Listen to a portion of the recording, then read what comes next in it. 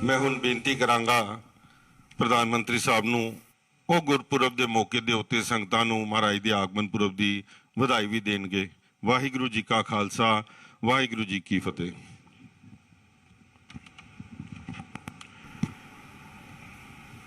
वाहेगुरु जी का खालसा, वाहेगुरु जी की फतेह। जो बोले सो निहाल, सत श्री अकाल। गुरु पर्व के पवित्र पर्व के इस आयोजन पर हमारे साथ उपस्थित सरकार में मेरे सहयोगी श्री हरदीप सिंह पुरी जी, श्री जॉन बारला जी, राष्ट्रीय अल्पसंख्यक आयोग के चेयरमैन श्री लालपुरा जी, सिंह साहब भाई रणजीत सिंह जी, श्री हरमत सिंह कालका जी और सभी भाइयों बहनों, मैं आप सभी को और सभी देशवासियों को गुरु पर्व की, प्रकाश पर्व की ढेर सारी शुभकामनाएं देता हूं। आज ही देश में देव दीपावली भी मनाई जा रही है। विशेषकर काशी में बहुत भव्य आयोजन हो रहा है। लाखों दियों से देवी देवताओं का स्वागत किया जा रहा है। मैं देव दीपावली की भी हार्दिक शुभकामनाएं देता हूं। साथियों, आप सभी को पता है कि कार्यकर्ता के तौर पर मैंने काफी लंबा समय पंजाब की धरती पर बिताया है और उस दौरान मुझे कई बार गुरु पर्व पर अमृतसर में हरमिंदर साहब के सामने मत्था टेकने का सौभाग्य मिला है। अब मैं सरकार में हूं तो इसे भी मैं अपना और अपनी सरकार का बहुत बड़ा सौभाग्य मानता हूं कि गुरुओं के इतने अहम प्रकाश पर्व हमारी ही सरकार के दौरान आए। हमें गुरु गोविंद सिंह जी के 350वें प्रकाश पर्व मनाने का सौभाग्य मिला। हमें गुरु तेग बहादुर जी के 400वां प्रकाश पर्व मनाने का सौभाग्य मिला। और जैसा अभी बताया गया, लाल किले पर तो बहुत एक ऐतिहासिक और पूरे विश्व के एक संदेश देने वाला कार्यक्रम था। 3 साल पहले हमने गुरु नानक देव जी का 550वां प्रकाशोत्सव भी पूरे उल्लास से देश और विदेश में मनाया है। साथियों, इन विशेष अवसरों पर देश को अपने गुरुओं का जो आशीर्वाद मिला, उनकी जो प्रेरणा मिली, वो नए भारत के निर्माण की ऊर्जा बढ़ा रही है। आज जब हम गुरु नानक देव जी का 553वां प्रकाश पर्व मना रहे हैं तो ये भी देख रहे हैं कि इन वर्षों में गुरु आशीर्वाद से देश ने कितनी ऐतिहासिक उपलब्धियां हासिल की है। साथियों, प्रकाश पर्व का जो बोध सिख परंपरा में रहा है, जो महत्व रहा है, आज देश भी उसी तन्मयता से कर्तव्य और सेवा परंपरा को आगे बढ़ा रहा है। हर प्रकाश पर्व का प्रकाश देश के लिए प्रेरणा पुंज का काम कर रहा है। ये मेरा सौभाग्य है कि मुझे लगातार इन अलौकिक आयोजनों का हिस्सा बनने का, सेवा में सहभागी होने का अवसर मिलता रहा है। गुरु ग्रंथ साहब को शीश नवाने का ये सुख मिलता रहे, गुरुबानी का अमृत कानों में पड़ता रहे और लंगर के प्रसाद का आनंद आता रहे, इससे जीवन के संतोष की अनुभूति भी मिलती रहती है और देश के लिए, समाज के लिए समर्पित भाव से निरंतर काम करने की ऊर्जा भी अक्षय बनी रहती है।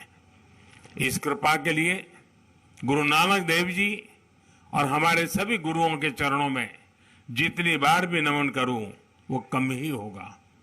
साथियों, गुरु नानक देव जी ने हमें जीवन जीने का मार्ग दिखाया था। उन्होंने कहा था, नाम जपो, कीरत करो, वंड छको, यानी ईश्वर के नाम जप करो, अपने कर्तव्य पर चलते हुए मेहनत करो और आपस में मिल बांट करके खाओ। इस एक वाक्य में आध्यात्मिक चिंतन भी है, भौतिक समृद्धि का सूत्र भी है और सामाजिक समरसता की प्रेरणा भी है। आज आजादी के अमृत काल में देश इसी गुरु मंत्र पर चलकर 130 करोड़ भारतवासियों के जीवन कल्याण की भावना से आगे बढ़ रहा है। आजादी के अमृत काल में देश ने अपनी संस्कृति, अपनी विरासत और हमारी आध्यात्मिक पहचान पर गर्व का भाव जागृत किया है। आजादी के अमृत काल को देश ने कर्तव्य की पराकाष्ठा तक पहुंचाने के लिए कर्तव्य काल के रूप में माना है और आजादी के इस अमृत काल में देश समता, समरसता, सामाजिक न्याय और एकता के लिए सबका साथ, सबका विकास, सबका विश्वास और सबका प्रयास के मंत्र पर चल रहा है। यानी जो मार्गदर्शन देश को सदियों पहले गुरुवाणी से मिला था, वो आज हमारे लिए परंपरा भी है, आस्था भी है और विकसित भारत का विजन भी है। साथियों, गुरु ग्रंथ साहब के रूप के हमारे पास जो अमृत वाणी है, उसकी महिमा, उसकी सार्थकता समय और भूगोल की सीमाओं से परे है। हम ये भी देखते हैं कि जब संकट बड़ा होता है तो समाधान की प्रासंगिकता और भी बढ़ जाती है। आज विश्व में जो अशांति है, जो अस्थिरता है, आज दुनिया जिस मुश्किल दौर से गुजर रही है, उसमें गुरुओं साहब की शिक्षाएं और गुरु नानक देव जी का जीवन एक मशाल की तरह विश्व को दिशा दिखा रहा है। गुरु नानक जी का प्रेम का संदेश बड़ी से बड़ी खाई को पाट सकता है और इसका प्रमाण हम भारत की धरती से ही दे रहे हैं।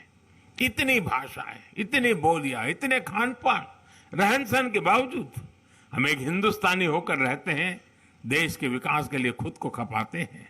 इसलिए हम जितना अपने गुरुओं के आदर्शों को जिएंगे, हम जितना आपसी विभेदों को दूर करके एक भारत श्रेष्ठ भारत की भावना को मजबूत करेंगे, हम जितना मानवता के मूल्यों को प्राथमिकता देंगे, हमारे गुरुओं की वाणी उतनी ही जीवंत और प्रखर स्वर से विश्व के जन जन तक पहुंचेगी। साथियों, बीते 8 वर्षों में हमें गुरु नानक देव जी के आशीर्वाद से सिख परंपरा की गौरव के लिए निरंतर काम करने का अवसर मिला है और ये निरंतरता लगातार बनी हुई है। आपको पता होगा, अभी कुछ दिन पहले ही मैं उत्तराखंड माणा गांव गया था। इस यात्रा में मुझे गोविंद घाट से हेमकुंड साहब के लिए रोपवे प्रोजेक्ट के शिलान्यास का सौभाग्य मिला।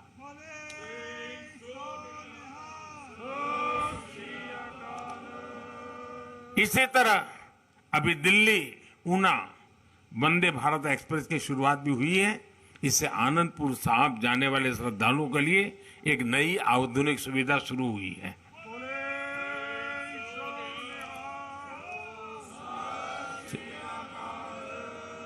इससे पहले गुरु गोविंद सिंह जी से जुड़े स्थानों पर रेल सुविधाओं का आधुनिकीकरण भी किया गया है। हमारी सरकार दिल्ली कटरा अमृतसर एक्सप्रेसवे के निर्माण में भी जुटी है। इससे दिल्ली और अमृतसर के बीच दूरी 3-4 घंटे कम हो जाएगी। इस पर हमारी सरकार 35,000 करोड़ रुपए से अधिक खर्च करने जा रही है। हरमंदिर साहब के दर्शनों को आसान बनाने के लिए यह भी हमारी सरकार का एक पुण्य प्रयास है। और साथियों, ये कार्य केवल सुविधा और पर्यटन की संभावनाओं का विषय नहीं है। इसमें हमारे तीर्थों की ऊर्जा, सिख परंपरा की विरासत और एक व्यापक बोध भी जुड़ा है। ये बोध सेवा का है, ये बोध स्नेह का है, ये बोध अपनेपन का है, ये बोध श्रद्धा का है। मेरे लिए शब्दों में बताना कठिन है। जब दशकों के इंतजार के बाद करतारपुर साहिब कॉरिडोर खुला था, हमारा प्रयास रहा है कि सिख परंपराओं को सशक्त करते रहें, सिख विरासत को सशक्त करते रहें। आप भली भांति जानते हैं कि कुछ समय पहले अफगानिस्तान में किस तरह हालात बिगड़े थे। वहां हिंदू सिख परिवारों को वापस लाने के लिए हमने अभियान चलाया। गुरु ग्रंथ साहब के स्वरूपों को भी हम सुरक्षित लेकर आए। 26 दिसंबर को गुरु गोविंद सिंह जी के साहबजादों के महान बलिदान की स्मृति में वीर बाल दिवस मनाने की शुरुआत भी देश ने की है। देश के कोने कोने में भारत की आज की पीढ़ी, भारत की आने वाली पीढ़ियों ये जाने तो सही कि इस महान धरती की क्या परंपरा रही है। जिस धरती पर हमने जन्म लिया, जो हमारी मातृभूमि है, उसके लिए सांप जादव जैसा बलिदान देना कर्तव्य की वो पराकाष्ठा है जो पूरे विश्व इतिहास में भी कम ही मिलेगी। साथियों, विभाजन के हमारे पंजाब के लोगों ने, हमारे देश के लोगों ने जो बलिदान दिया, उसकी स्मृति में देश ने विभाजन विभीषिका स्मृति दिवस की शुरुआत भी की है। विभाजन के शिकार हिंदू सिख परिवारों के लिए हमने सीएए कानून बनाकर उन्हें नागरिकता देने का भी एक मार्ग बनाने का प्रयास किया है। अभी आपने देखा होगा, गुजरात ने विदेश में पीड़ित और प्रताड़ित सिख परिवारों को नागरिकता देकर उन्हें एहसास दिलाया है कि दुनिया में सिख कहीं भी है, भारत उसका अपना घर है।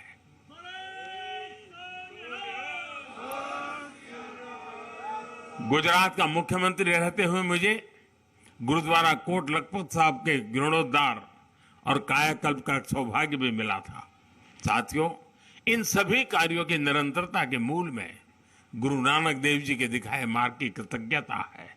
इस निरंतरता के मूल में गुरु अर्जुन देव और गुरु गोविंद सिंह के असीम बलिदानों का ऋण है, जिसे पग पग पर चुकाना देश का कर्तव्य है। मुझे विश्वास है, गुरुओं की कृपा से भारत अपनी सिख परंपरा के गौरव को बढ़ाता रहेगा और प्रगति के पथ पर आगे बढ़ता रहेगा। इसी भावना के साथ मैं एक बार फिर गुरु चरणों में नमन करता हूं। एक बार फिर आप सभी को, सभी देशवासियों को गुरु पर्व की अनेक अनेक शुभकामनाएं देता हूं। बहुत बहुत धन्यवाद। सो निहाल।